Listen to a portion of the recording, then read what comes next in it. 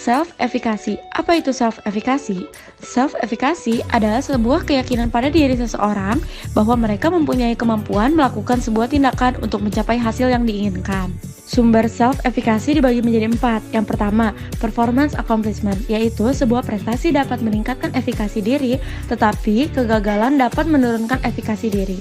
Yang kedua, vicarious experience, atau pengalaman, yaitu efikasi diri akan semakin tinggi bila seseorang memiliki pengalaman belajar yang tinggi pula.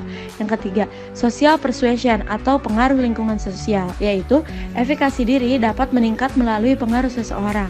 Yang keempat, emotional arousal, atau emosi seseorang, yaitu efikasi diri akan berkurang ketika emosi yang kuat seperti stres misalnya. Faktor yang mempengaruhi self-efficacy dibagi menjadi 6. Yang pertama, budaya. Yang kedua, gender. Yang ketiga, sifat dari tugas yang dihadapi. Yang keempat, intensif eksternal. Yang kelima, status atau peran individu. Dan yang terakhir, informasi tentang kemampuan diri. Self-efficacy dapat dijadikan sebagai pendorong yang muncul dari dalam diri remaja untuk memutuskan perilaku merokok. Perilaku merokok tidak akan terjadi jika seseorang remaja memiliki tingkat efikasi yang tinggi dan sebaliknya. Jika remaja memiliki efikasi diri yang rendah, maka akan mempengaruhi remaja untuk merokok. Proactive coping. Proactive coping merupakan strategi coping yang menilai kembali penyebab stres sebagai tantangan atau mempersiapkan diri untuk menghadapi kerugian akibat stres di masa depan.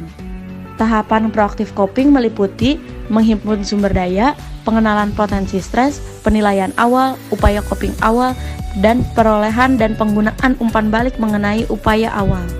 Lalu, apa saja faktor yang mempengaruhi coping? Yang pertama, faktor internal meliputi optimisme dan self-efficacy. Yang kedua, faktor eksternal meliputi dukungan sosial, dukungan informasi, dukungan instrumental, dan dukungan emosional.